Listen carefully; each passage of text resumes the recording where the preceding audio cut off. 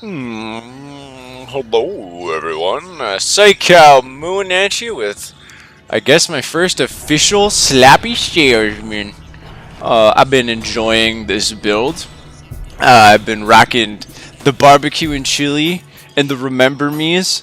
Both perks I could see myself trading out for something else. The Natophobia maybe. Not worry about that. What I am here to talk about is that, one, the Trapper has been sick during this event. This event has made it so the matches start slow as all hell. For some reason, it feels like they start even slower than during the Halloween Pustule event. I don't know what it is. Maybe the lanterns are harder to find or something. There's less of them. Not gonna worry about that. Second thing I'm here to talk about. I get a decent amount of hate mail because, you know, I'm rank 1. If I hate someone, I'm in a position to tunnel the fuck out of them. Like, the sun shines out my ass at rank 1. I can make horrible choices and still safety, so it's like, if I hate someone, I'm gonna hate on them. Sorries. Saws. So, another thing I want to talk about is, like, where the line is on tunneling. Because, remember me. Is it okay for me to tunnel the person I need to stab a bunch? Is it? Is that allowed?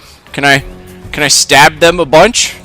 Can I make sure that when they get unhooked, I go after them to stab them some more? Or am I obligated to go after the person that unhooked them, even though they're my obsession?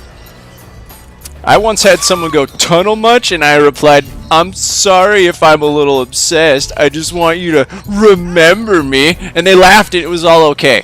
So, I don't know. Do chime in about that topic, please.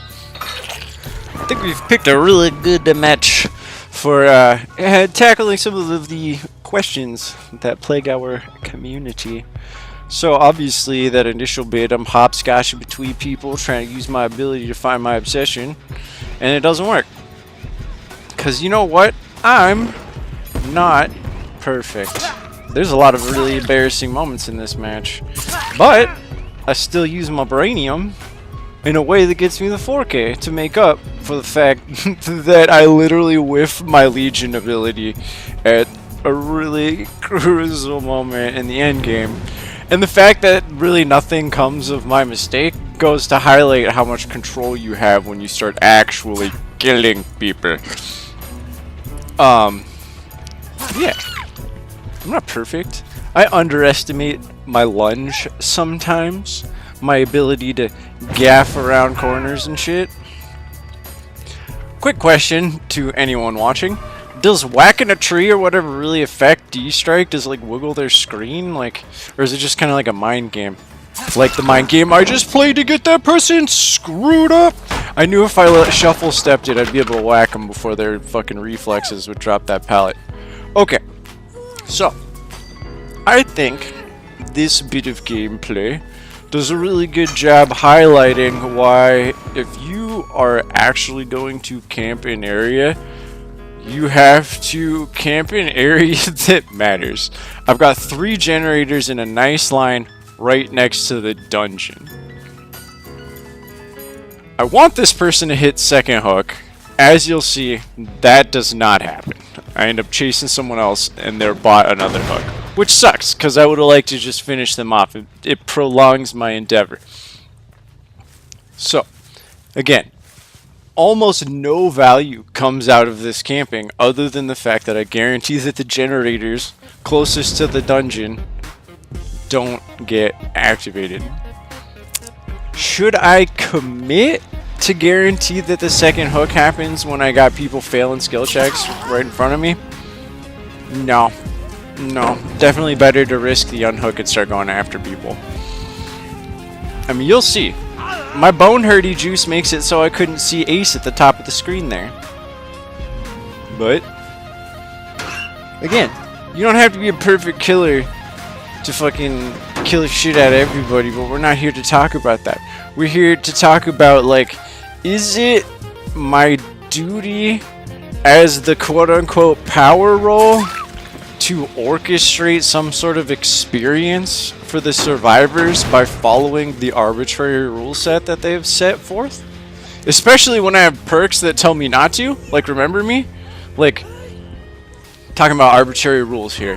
When someone unhooks someone and I'm nearby enough to make a choice on who to go after, am I obligated to go after the person who did the unhooking so that they can have the safe unhook?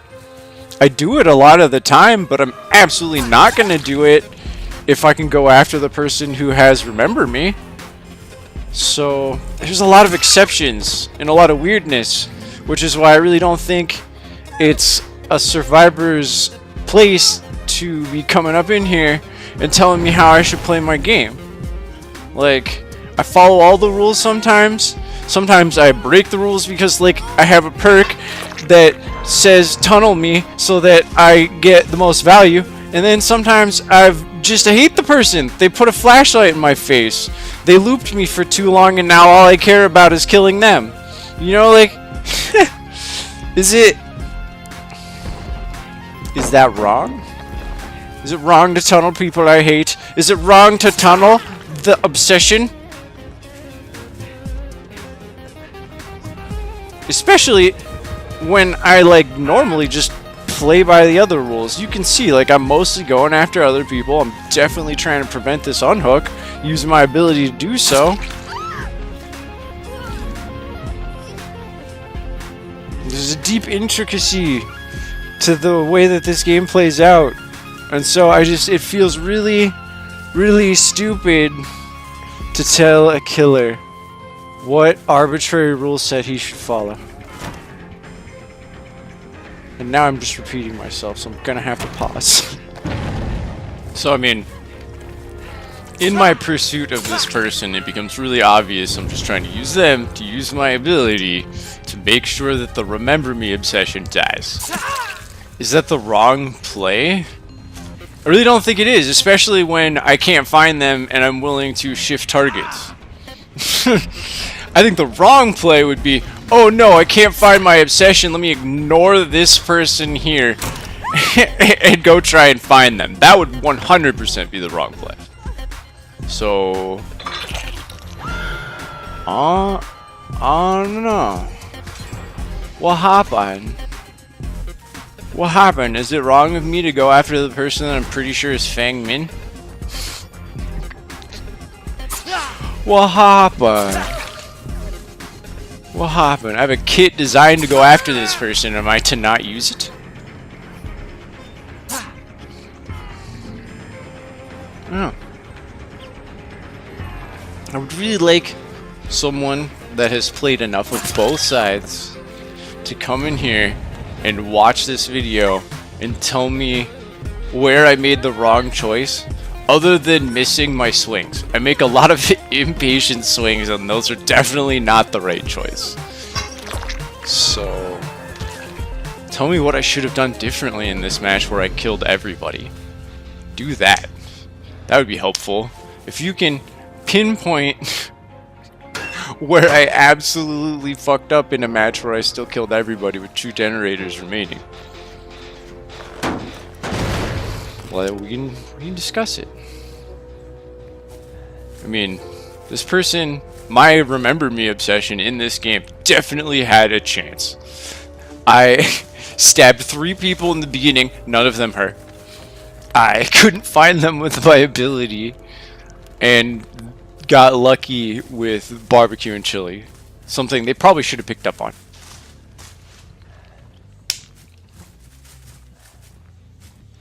I don't know. What should the survivors have done differently? I think what the survivors should have done differently during this entire event is you make sure that there's some sort of escape, and then you pick up the lanterns. But, like, obviously there's no trust if you're not playing a 4-man survive with friends, so you gotta pick up the lantern early, which just feeds my points. So, if you're out there and you have the capacity to pick up a lantern when the exit is open, do that, because these sparkles made it stupid easy to see people from across the entire map.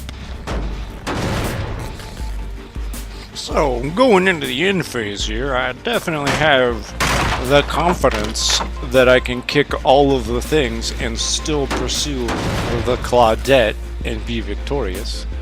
But feel free during this basement trapper's house thing, whatever you want to call it. I like calling it the dungeon because weird stuff happens down there. Feel free to comment on how trash-tastic and embarrassing this is.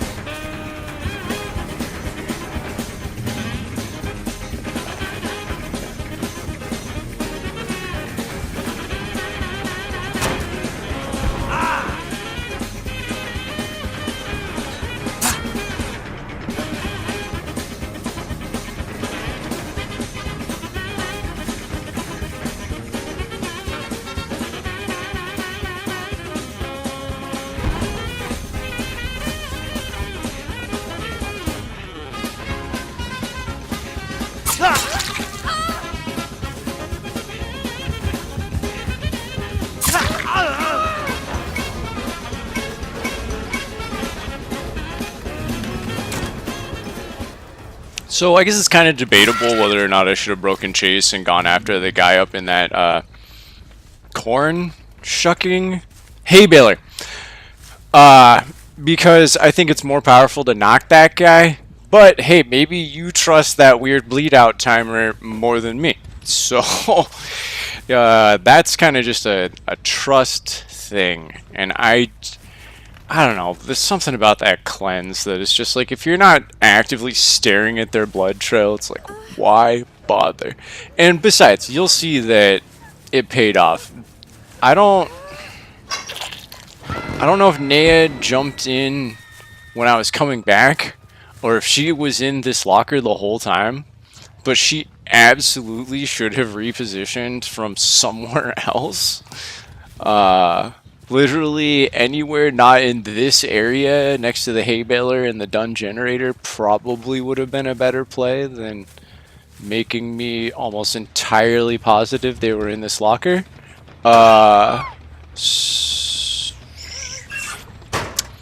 don't know. Maybe that's barbecue chili for you. But like, they couldn't have gone far, and then there was no hit on BB Cheech. So it's like, where else are they gonna be? I don't know. Another thing, I get occasionally comments being like, "Oh, you use broken perks, blah blah blah blah blah." And it's almost always the person using D-Strike telling me I'm using broken perks. So it's like, I'm not even gonna get in that discussion with that person. But when I build a killer, I build them to either minimize their weaknesses or maximize their strengths. So if that makes a perk feel broken, I guess I've accomplished my goal? Anyway, I hope you leave any one of the 3 comment topics I mentioned in the comments below. Yeah, have a nice day.